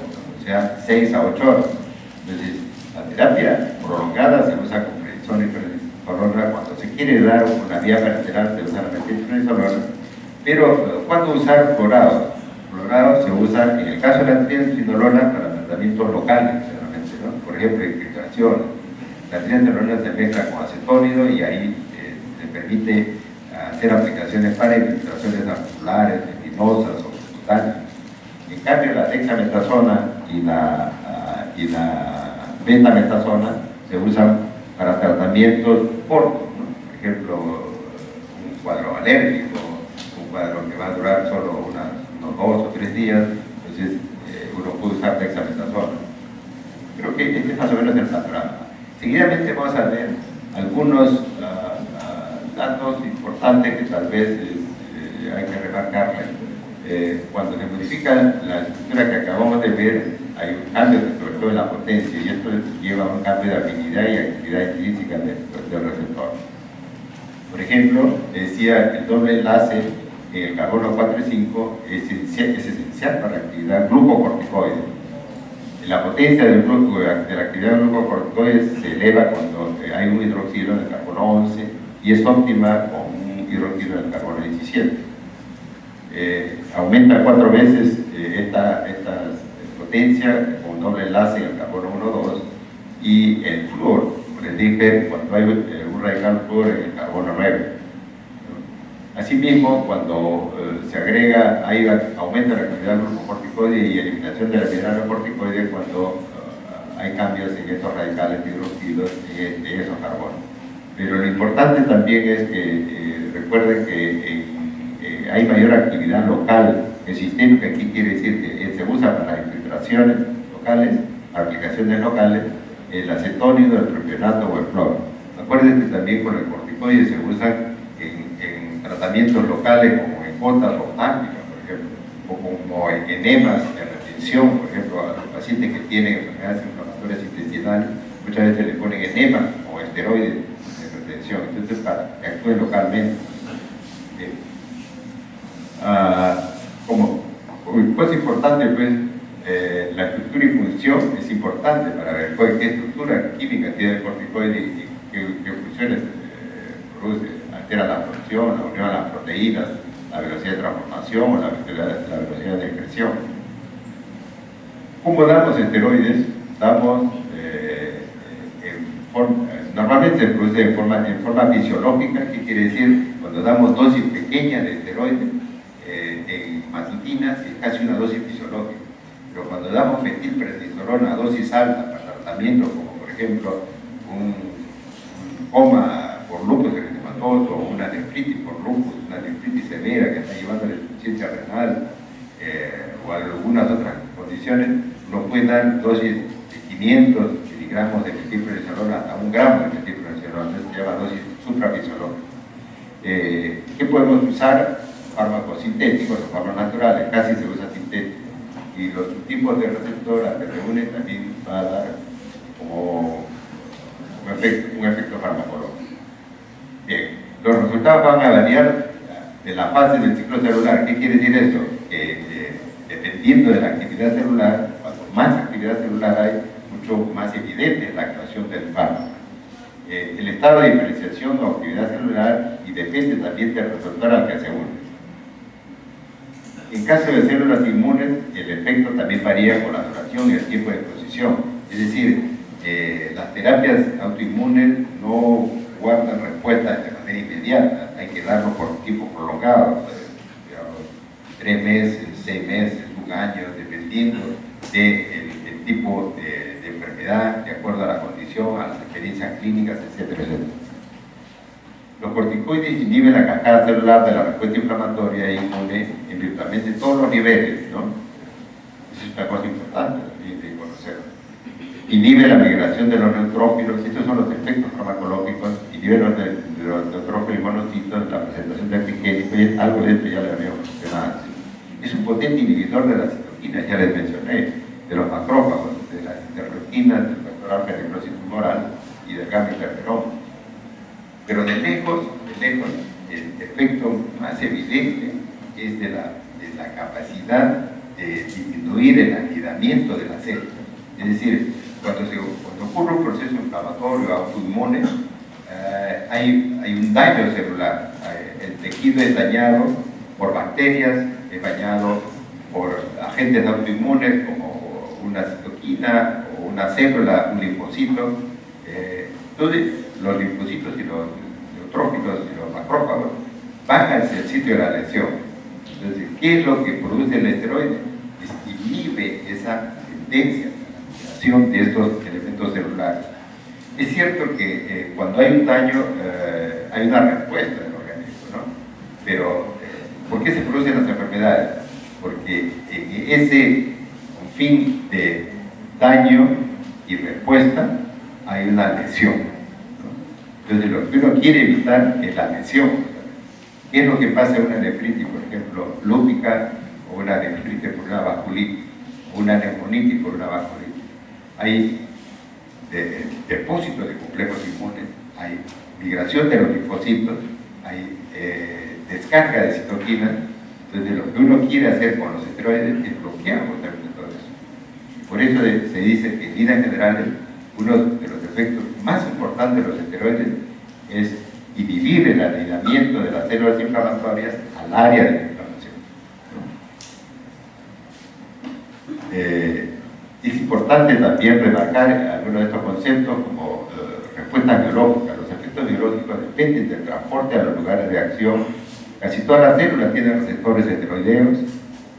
Especialmente hay órganos o tejidos que tienen muchos receptores. El grupo corticoideo, por ejemplo, los pulmones, los riñones, ¿no? Los intestinos, tienen mucho de eso. Y por eso es que en estas enfermedades ocurren procesos autoinmunes. No es extrañar, por ejemplo, las neumonitis autoinmunes, las neumonitis por enfermedades del tejido conectivo, o la colitis ulcerativa, o la enteritis regional, son enfermedades autoinmunes. Entonces, eso es bloqueado por estas hormonas. Por eso es que estas drogas hacen efecto en estas hormonas. Son las drogas iniciales de tratamiento. Es cierto que se han ideado nuevos tratamientos que van a complementar, pero los medicamentos que inicialmente te inicia el tratamiento son como esteroides. Los corticoides tienen efecto inmediato en el proceso celular y por eso es que se da inicialmente. Y el efecto es requerido para inducir o inhibir la síntesis proteica que puede requerir. Como consecuencia de esto, también hay alteraciones metabólicas. El dar esteroides significa que hay un incremento de la glucosa en sangre y el glucógeno hepático, una estimulación de la cetogénesis, de la resistencia a la insulina, de la estimulación de la cetogénesis y una disminución de la formación de procolacto. Bien, en la farmacocinética, ¿qué podemos decir de la mayor parte de los esteroides se usan por vía oral o por vía parenteral? Cuando se usa por vía oral, las tabletas se absorben bien en el tubo digestivo, no hay alteración por los alimentos, y estas pasan a la sangre y son transportadas por una albúmina o por una globulina. Cuando es por una globulina es la transportina. En los procesos inflamatorios se dice que cuando ocurre esto, los esteroides a veces tienden a unirse más a las albúminas, ¿no? Porque antes se pensaba que la mayor parte se unía a la globulina, pero en ambos casos se distribuye en unión de transporte, ¿no? La eliminación se hace a través de sulfatación y glucoronización en el hígado o por excreción renal. En resumen, pues, las aplicaciones terapéuticas de estas drogas son como antiinflamatorios, como inmunomoduladores y como antialérgicos. Comencemos por el último. Como antialérgicos, las patologías más comunes son los procesos diversos que se producen en la trastornos de hipersensibilidad. Probablemente el doctor Estampur le debe haber hablado de los antihistamínicos como tratamiento de las alergias. Pero los fármacos que complementan ese tratamiento, que en muchas condiciones severas son efectivos de manera inmediata, son los esteroides. Los esteroides cumplen una función, como ya les dije, disminuyendo la vasodilatación, son antiedematosos, y esto logra bloquear algunos procesos. Por ejemplo, cuando hay una reacción de hipersensibilidad a una droga, a un alimento, ¿qué es lo que se produce? Un rash, ¿sabes? ¿Qué se produce? Un edema de glote, y esto es severo, esto puede ser severo. La aplicación de un esteroide por vía parenteral es uno de los tratamientos efectivos, tanto así como el uso de adrenalina subcutánea. Como antiinflamatorio, ya les dije, se usa en dosis pequeñas, ¿no? Por ejemplo, en la artritis reumatoidea, el esquema casi común es de dar dosis pequeñas de antiinflamatorios, esteroides, de prednisona o prednisolona, en dosis casi fisiológicas, que van alrededor de 7,5 a 10 miligramos.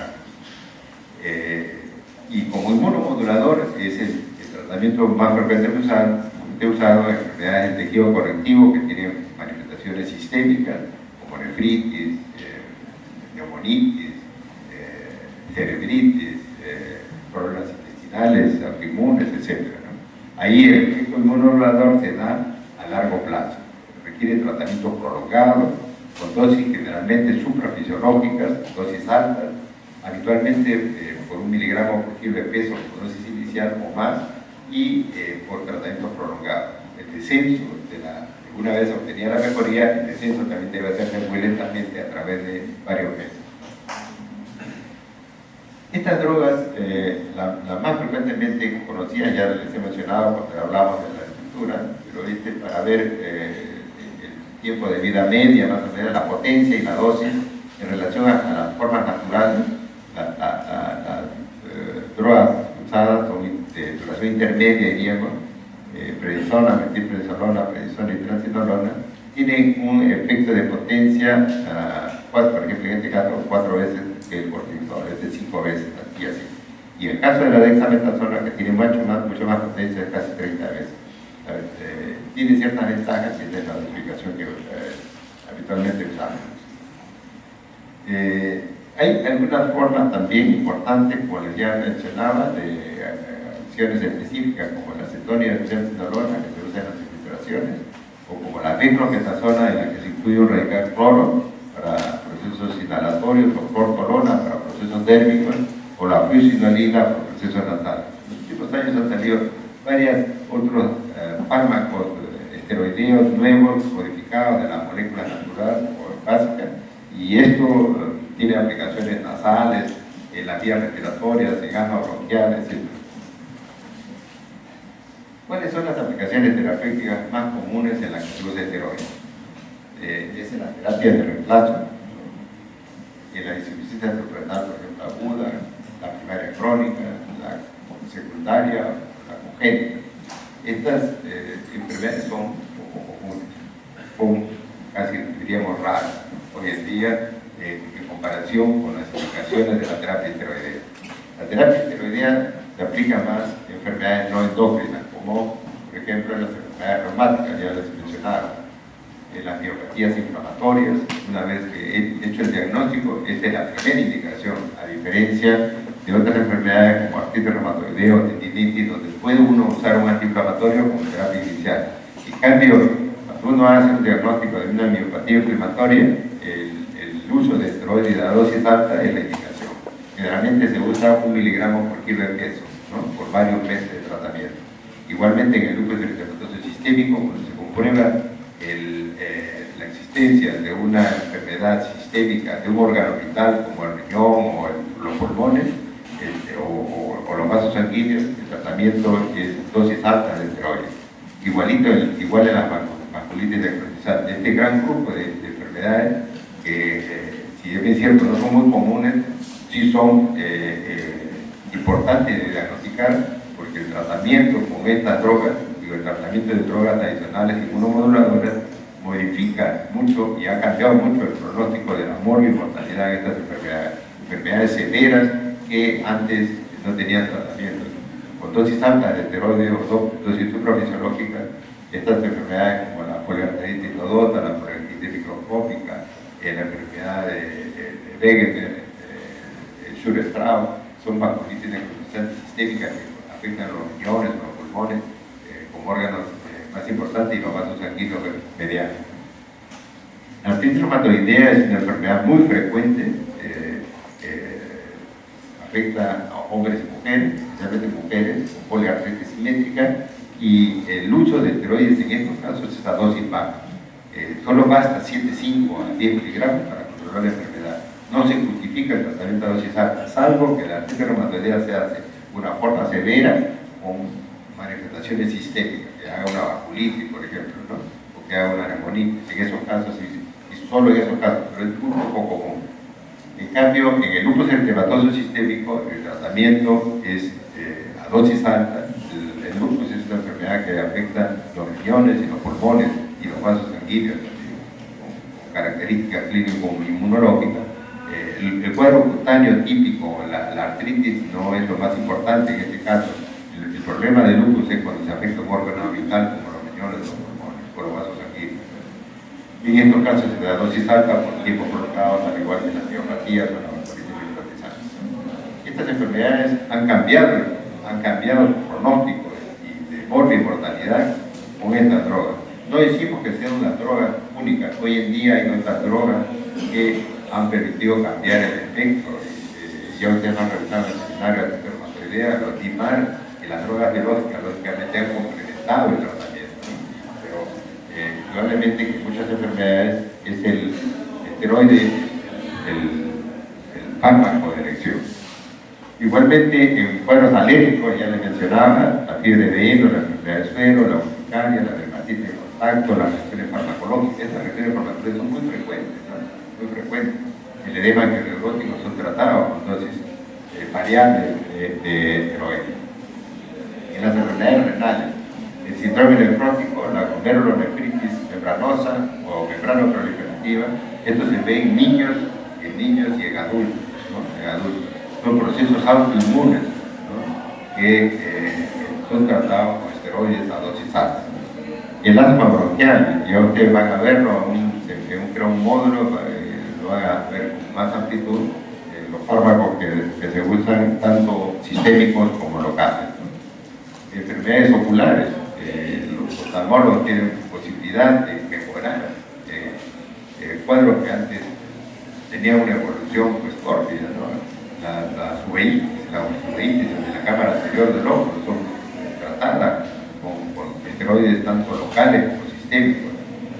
Las retinopatías autoinmunes o degenerativas son tratadas con esteroides, ¿no? Entonces, acciones, tratamientos locales y sistémicos. Las enfermedades cutáneas, hay enfermedades cutáneas severas, como el léntigo, por ejemplo, que es una enfermedad ampullosa, o las gastrointestinales, ya les comentaba, la enfermedad inflamatoria intestinal, ¿no? Local o sistémica, es la enteritis regional y la colitis ulcerativa. Asimismo, como hay ventajas, hay beneficios, los esteroides pueden provocar reacciones adversas. Y es importante en farmacología que se conozcan las reacciones adversas que ocurren con los esteroides, ¿no? Diríamos que el conocimiento detallado de estas reacciones alérgicas va a posibilitar el buen manejo del tratamiento. Y el buen manejo significa que uno sepa qué es lo que se puede producir. Hay que advertirle al paciente podría ocurrir alguna de estas reacciones. Y los pacientes les van a preguntar, ¿y qué es lo que más frecuente ocurre? Y por eso es que se ha clasificado en comunes, o sea, efectos que se ven más frecuentemente y aquellos que se ven menos frecuentemente. Dentro de los que se ven más frecuentemente son, primero, la hipertensión arterial. Acá nos olvidamos poner hipertensión arterial, ¿no? La hipertensión arterial, la presión arterial, el paciente que recibe tratamiento prolongado hay que estarlo controlando periódicamente. Incluso hay que recomendarle a los pacientes que se hagan controlar con cierta frecuencia. Cualquier elevación, que puede ocurrir en cualquier momento, es necesario que no se tratada. La hipertensión, lógicamente, ustedes saben, puede ser tratada. Hay que minimizar los efectos de la hipertensión. Recuerden, la ingesta sana puede disminuir la presentación de hipertensión. El balance negativo de calcio y hiperparatidiarismo secundario. Cuando se da esteroides a dosis alta, entonces los esteroides disminuyen la absorción de calcio y posibilitan la excreción de calcio por el riñón. O sea, hay mayor excreción de calcio y menor absorción. Eso por un lado. Y estos resultados llevan a un hiperparatiroidismo secundario. ¿Y qué ocurre en el hiperparatiroidismo secundario? Hay más actividad osteoclástica, ¿no? más estímulo de los osteoclastos. Y por eso se produce pérdida de masa ósea. Entonces, los pacientes que reciben esteroides por tiempo prolongado tienen que chequearse, tienen que hacerse valoraciones de la masa ósea. Hay que hacer densitometría. Hay que hacer primero un estudio del paciente que se le va a terapia tiroidea. Si tiene factores de riesgo, hay que hacer inmediatamente una densitometría y una radiografía de columna para ver cómo está, y algunas pruebas de laboratorio básicas, sobre todo los marcadores de actividad del metabolismo óseo, y tener alguna precisión.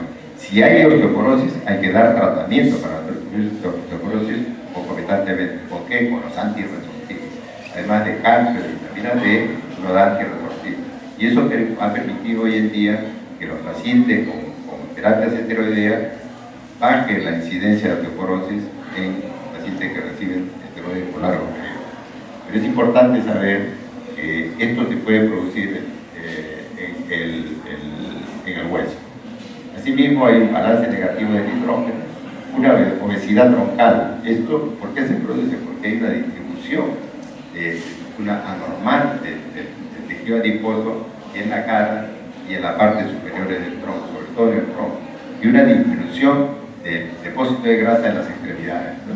Y esto marca el cuadro clásico de la fascia cushinoide en el Cushing.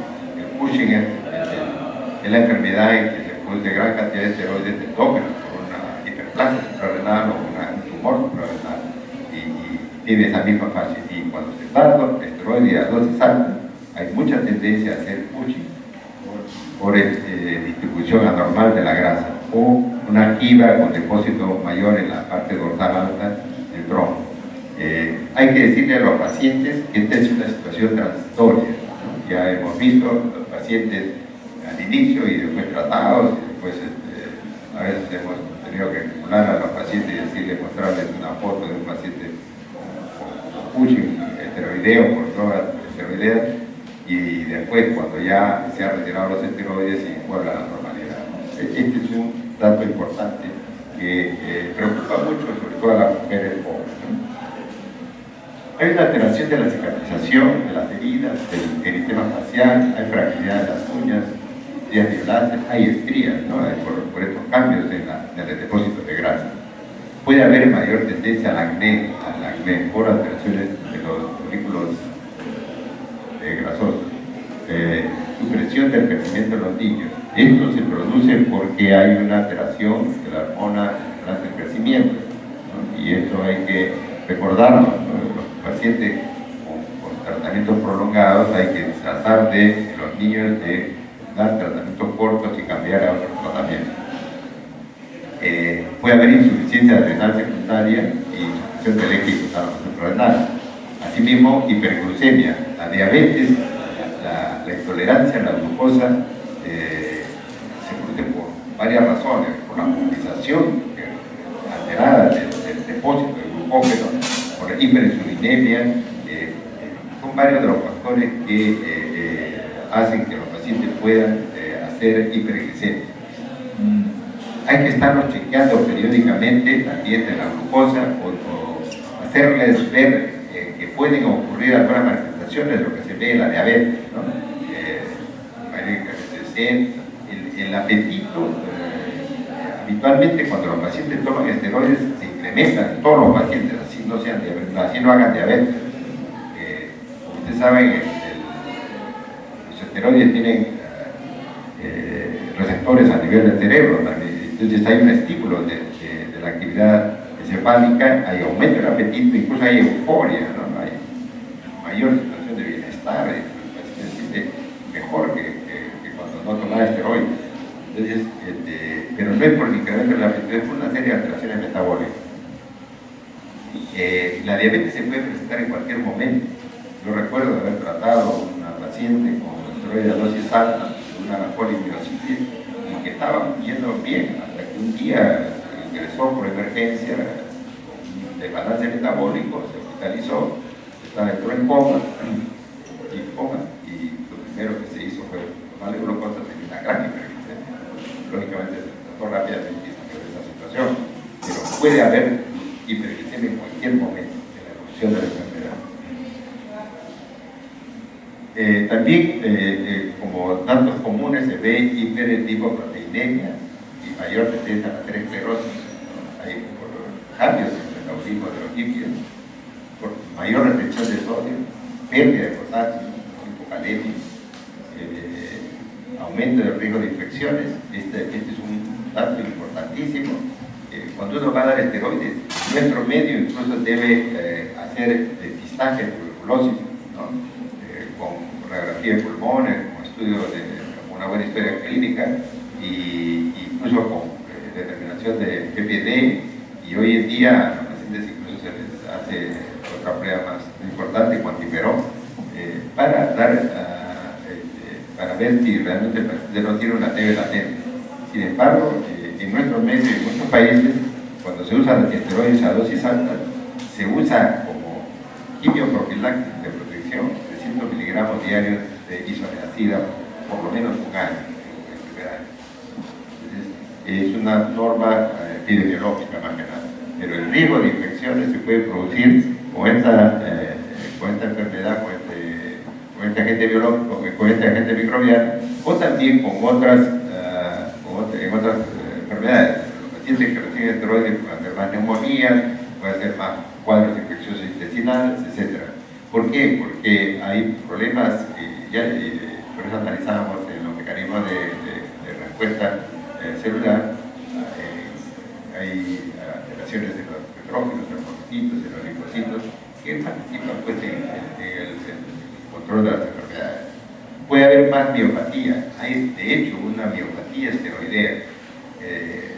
Esta miopatía esteroidea es algo similar a la miopatía inflamatoria, y muchas veces se puede confundir, pero cuando se hace estudios biológicos, morales, histopatológicos, se demuestra que es una miopatía esteroidea. Puede haber osteoporosis, ya lo analizamos anteriormente, y fracturas vertebrales. Estas fracturas como consecuencia de la osteoporosis. Osteonecrosis. La osteonecrosis es un daño del tejido óseo por obstrucción de los vasos sanguíneos arteriales en un segmento óseo. Bruscamente, por un mecanismo que se conoce poco y que no se puede predecir, un vaso arterial se obstruye y ese segmento se devuelve necrótico, se necrota. A esto llamamos osteonecrosis. Esto ocurre con más frecuencia en las caderas, en las rodillas, y también puede ocurrir en la columna vertebral. Entonces, la osteonecrosis es impredecible. No podemos controlar. También sería una de las condiciones en que es posible, es casi poco posible controlar. Alteraciones del ánimo y del comportamiento de la euforia, la que veíamos hace un momento, de cómo el esteroide estimula receptores a nivel cerebral. Cataratas subcapsulares también es otra reacción que puede producirse en los casos. Aquí pueden ver el depósito de un mayor grado de la región dorsal, la fascia crucinoide, ¿no? Puede haber hipertrofia muscular, adelgazamiento, fragilidad cutánea, debilidad muscular, retención de líquido, hiperglicemia y fractura de composición vertebral. Es un esquema en que muestra una de las funciones de la terapia hiperhidrosis. La pérdida de masa ósea se clarifica acá, donde pueden ustedes observar como un hueso normal, las trabéculas pierden su contextura normal y esto posibilita las microfracturas y la consecuencia aplastamiento vertebral. Otros efectos ya menos frecuentes son la alcalosis metabólica, la cetoacidosis diabética, y pues puede llegar a coma diabético e hipermolar. La enfermedad ulcerosa péptica se da con menos frecuencia, la perforación intestinal silente, el aumento de la presión intraocular y el glaucoma. El glaucoma también es una cosa que es importante chequear y controlar. La hipertensión intracraniana y el pseudotumor cerebral se ha descrito como un hecho muy aislado, muy raro. Y las fracturas espontáneas son consecuencias de, lógicamente, de la osteoporosis de la mayor parte. Y en raros casos se ha descrito psicosis. Más hay euforia, sensación de bienestar, que no